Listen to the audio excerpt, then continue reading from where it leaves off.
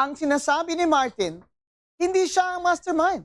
Si BBM ang mastermind. Kasi sinasabi ni Martin na ang budget na yan ay nanggagaling din naman sa opisina ng presidente. At dyan ang tinatawag nilang National Expenditure Program. Lahat po ng insertion na punta sa ating Pangulo at Speaker Martin Romualdez. Ako lang at ang aking mga tao, sila Paul Estrada, Mark Tiksay, at ang aking mga security ang nag-deliver papunta sa bahay nila Pangulong Bongbong Marcos at Speaker Martin Romualdez sa North Forbes Park, South Forbes Park hanggang sa Malacanang. Kaya eto na mga kaibigan, ang abangan natin. Ang sunod na kabanata, talaga bang ipakukulong ni BBM at ni Remulla si Martin?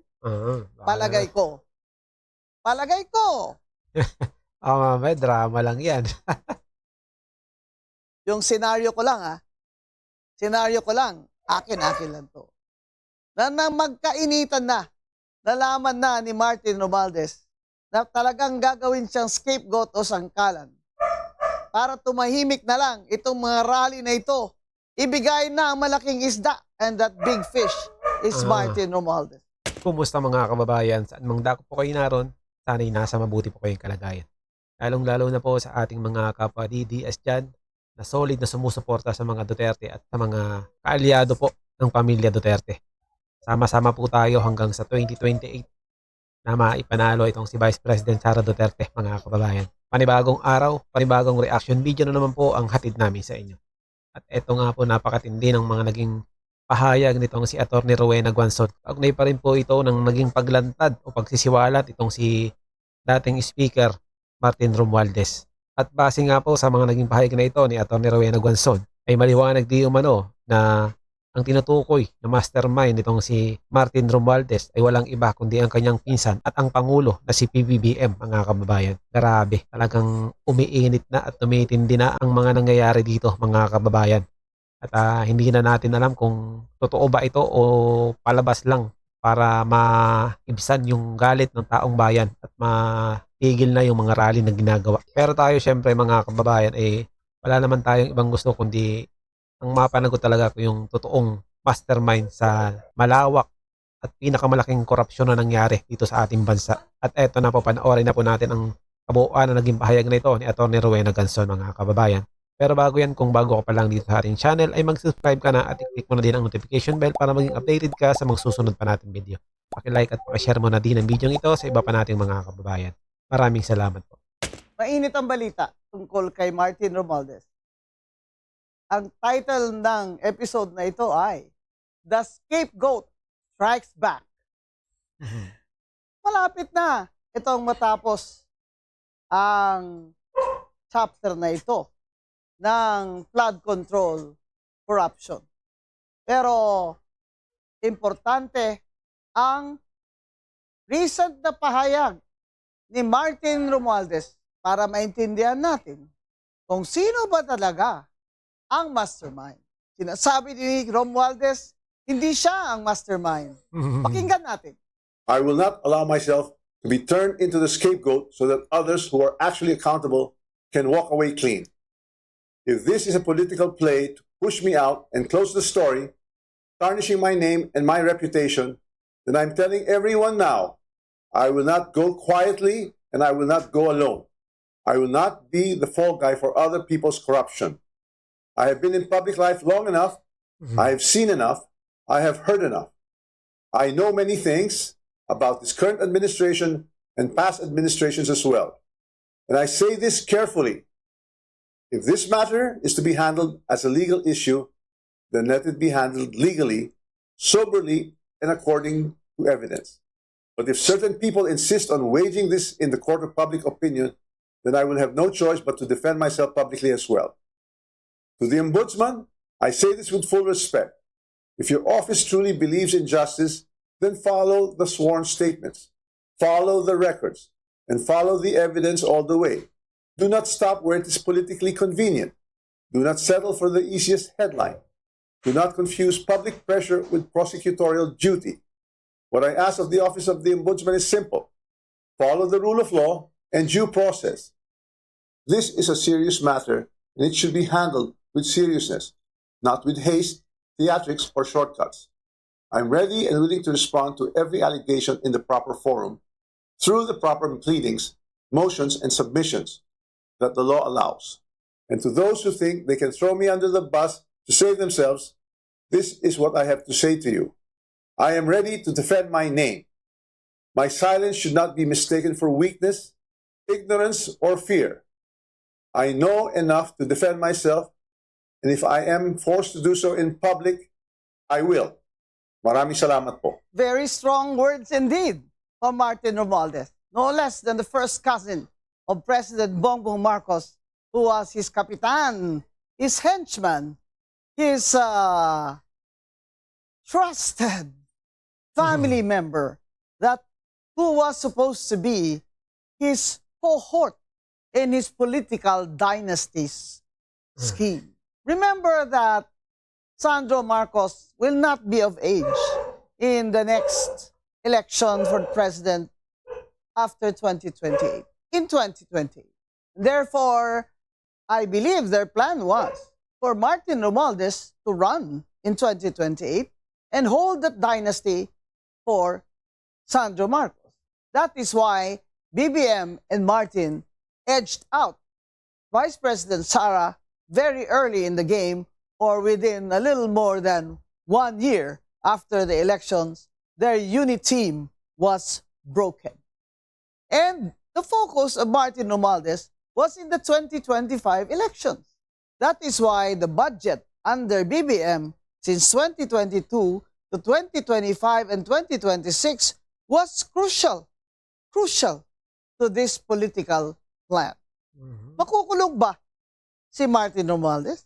Sinasabi ni Ombudsman Remulla na pa-filean niya ng plunder case si Martin Romualdez at si Chis Escudero. Pero alam niyo naman na marami pang pwedeng mangyari. Pero kung totoo yan, at sa ngayon, ang Martin Romualdez ay walang pahintulot na makalabas ng bansa sa ating gobyerno, mas maniniwala ako na itutuloy ni Ombudsman Remulla ang sinasabi niyang plunder case against Martin Romualdez. And if that happens, walang piyansa. Ibig sabihin, makukulong si Martin Romualdez kagaya ng pagkulong nila sa kay Bong Revilla. Ngayon, titingnan natin, nauna pa nga na ikulong si Bong Revilla na malayo sa statements ni Saldico. Ito pa kaya si Martin Romualdez na siyang sinasabi ni Saldico na kanilang pinagkaisahan, a conspiracy, na gawin itong budget na may flood control projects. At sinabi pa ni Saldico na nag-order si BBM sa kanya na dagdagan, isingit o insertion ang 100 billion na projects ni BBM, at dyan kumita, sabi ni Saldico, sa kickback si BBM ng 25 billion na kanyang hinatid o pinahatid sa kanyang mga security guards sa bahay at sa Malacanang. At sabi niya, naghatid din sila ng mali-malitang pera sa bahay ni Martin Romualdez dito sa Forbes. Lahat po ng insertion na punta sa ating Pangulo at Speaker Martin Romualdez. Ako lang at ang aking mga tao, sila Paul Estrada, Mark Tiksay, at ang aking mga security ang nag-deliver papunta sa bahay nila Pangulong Bongbong Marcos at Speaker Martin Romualdez sa North Forbes Park, South Forbes Park, hanggang sa Malacanang. Yung mga deliveries po ay merong record ang aking mga tao. Totoo po yung sinasabi ni Orly Gutesa na nag-deliver siya sa Forbes Park. Totoo din po ang sinasabi ni Orly Gutesa na nag-deliver siya sa Malacanang nung siya ay nasa Senado. Para mapatunayan ang mga litrato na deliveries ay lalabas ko po together with this video. Ang sinasabi ni Martin, hindi siya ang mastermind. Si BBM ang mastermind. Kasi sinasabi ni Martin na ang budget na yan ay nanggagaling din naman sa opisina ng presidente At dyan ang tinatawag nilang National Expenditure Program. At pag natapos na dyan sa Kongreso, sabi niya, sa House of Representatives, ay umaakyat doon sa Senado at gumagawa sila ng small committee o bicameral conference tungkol sa budget. At kung saan sinabi ni Martin Romualdez, hindi siya umupo doon. Ang umupo lamang doon ay si Chis Escudero bilang Senate President at si Saldico. So, klaro na malinis pala gumalaw itong si Martin Romualdez. Dahil alam niya na pag may nangyari dito, walang masisisi dahil wala siyang footprint. Hindi mo makikita ang Bakas. kanyang galawan doon sa small committee at bicameral conference.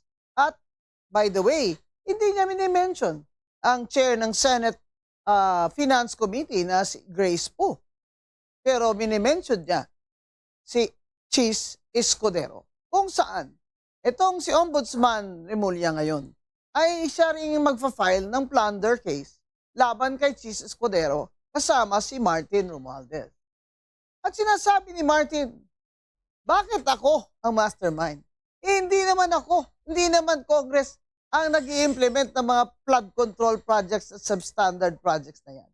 Executive naman ang gumagawa niyan. Ang sinasabi dito ni Martin na hindi niya diretsang sinasabi ay si BBM ang mastermind.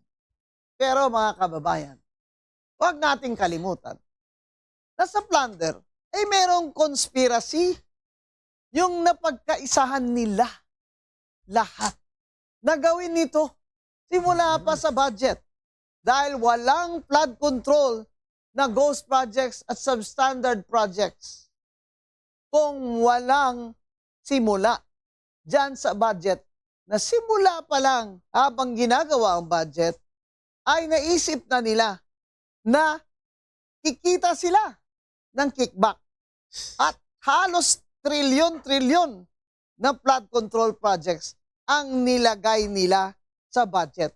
At sabi ni Martin Romualdez, hindi daw niya yan alam. Ay ano ng klase ka namang speaker? Kung hindi mo alam yung budget mo, parang nakakapagtaka naman yan masyado.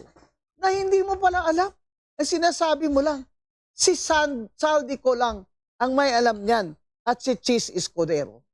Kaya dapat wala kang pananagutan. Pero ang conspiracy is the act of one, is the act of all. Yan ang conspiracy. Ang sinasabi dito, na hindi pa sinasabi ni Ombudsman, which I'm going to say, is this, that this conspiracy to plunder the coffers in the budget through these flood control projects that are ghost and substandard began in the preparation of the budget, not in the implementation of that budget. That the plan and design, there was one design that they all agreed on, that they were going to pack that budget in several years with flood control funds because it's very hard to trace flood control funds. That's why ghost projects, ang dami-dami. Meron pang mga projects na napunduhan na sa ganitong taon, pinunduhan uli sa sunod na taon. Pero lahat ay multo lang, ghost lang, at hindi nakita nung nag-inspeksyon na ang... Saka napapansin nyo ba mga kababayan, yung mga ghost project na yan, yung mga proyekto na sabi ay ghost project, pero ang sabi nitong si Senator Ping Lacson mali lang umano yung mga coordinates na binigay kaya lumalabas na ghost project, pero marami daw dun sa nabigay na report ay hindi naman talaga ghost. Tapos sabi nila wala mo ng budget para sa flood control. Ibig sabihin wala mo nang gagawa. Pero hindi nyo ba napapansin, marami tayo nakikita dyan na mga proyekto na ginagawa pa rin. Yung mga sa gilid ng kalsada, yung mga kanal, ay hindi ba yun yung mga flood control? Dahil paikot-ikot tayo sa ating trabaho araw-araw tayong paikot-ikot dito sa Metro Manila at sa iba't ibang mga karating na probinsya. Kaya nakikita natin yung mga proyekto na ginagawa. Kaya napapaisip tayo mga kababayan kung hindi kaya ito yung mga hinahabol lang para hindi masabing ghost project. Secretary Vince Dizon. Ang sinasabi naman ng iba, kung si BBM ang mastermind, bakit siya ang nagpaimbestiga? Ito po ang sagot ko. Ang hindi po talaga naisip ni BBM at ni Martin Romualdez na babaha ng ganung klaseng baha ng Pilipinas. They did not anticipate the hand of God. That as a result na kalbo-kalbo na ang forest natin at ghost ang mga flood control projects ay bumaha ng todo, hindi lamang sa Metro Manila o hindi sa ibang parte pa sa mga probinsya. Sa Bulacan na lamang ay paulit-ulit na pinondohan itong flood control project. Yung ibang mayor na hindi nila alam ang ginagawa ng kanilang congressman ay hindi lamang sila nagulat, napaiyak pa dyan sa Bulacan. Kaya sinasabi ni Martin, hindi siya ang mastermind. Pero conspiracy ito, Martin eh. The act of one is the act of all. Kaya kung sabihin mo, hindi totoo na ikaw ang mastermind, sabihin mo na sa amin na si BBM talaga ang mastermind para magkaalaman na. Hindi ba? Ngayon, mga kababayan, sabi ni Martin Romualdez, zero flood control daw siya sa kanyang distrito. Kaya wala daw siyang flood control. Huwag nating kalimutan na napaka-powerful ng speaker na kahit saang district siya ay pwedeng kahit saang district na pondo ay pwede niyang maabot. Hindi natin sinasabi kung alin dyan na project na nag-kickback si Martin Romualdez. Sinasabi ni Saldico na nag-deliver siya ng kickback sa bahay ni Martin Romualdez sa Forbes. Yan. Bakit ka maglalagay ng proyekto sa sarili mong lugar? Eh di, kung may problema yun, madaling matutuntun. Kaya talagang sasabihin niya na walang proyekto dun sa kanyang lugar. Kasi kung meron, madali siyang matutuntun. Ang sinabi ni Saldico at ang simple na explanation dyan ay yung perang yan galing sa mga flood control projects at substandard projects na kickback ay galing sa iba't ibang funds sa ibang distrito na hindi sa distrito ni Martin. Malinis nga naman yung distrito niya. Kung yun lang ang titingnan natin. Pero ang power naman ng speaker ay napakalawak. Ang hindi inaasahan talaga ni Martin na darating ang panahon na masyado ng praning si BBM. Masyado na siyang under siege kagaya ngayon. At ang survey rating niya ay bumulusok na. Hindi niya inaasahan na siya pala ang gagawing sangkalan. Kaya ginamit niya yung word na I will not be the scapegoat. Yan. At if you think you're gonna throw me under the bus, sabi ni Martin, I'm going to fight, sabi niya. I'm going to defend myself. At marami akong nalalaman tungkol sa administrasyon na ito at sa mga nakaraan pang administrasyon. Kaya eto na mga kaibigan, ang abangan natin. Ang sunod na kabanata, talaga bang ipakukulong ni BBM at ni Remulla si Martin? Palagay ko. May drama lang yan. Yung senaryo ko lang akin lang to. Na magkainitan na, nalaman na ni Martin Romualdez na talagang gagawin siyang scapegoat o sangkalan para tumahimik na lang itong mga rally na ito. Ibigay na ang malaking isda and that big fish is Martin Romualdez.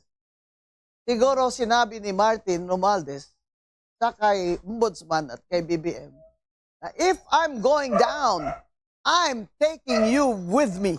Yan. Nagbanta siya. Kagaya ng pagbabanta niya ngayon. Kaya lalong nainis sa kanya si Remulla at si BBM, tinuluyan siya. After all, when he is in jail, he can talk all he likes, but he's gonna grow old in jail. Yun ang sinasabi natin na hindi naman totoo na gusto talaga ni BBM na bumalik si Saldico.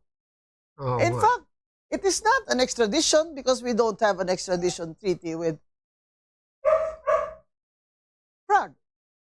It is not also an Interpol network because this is obviously a deportation.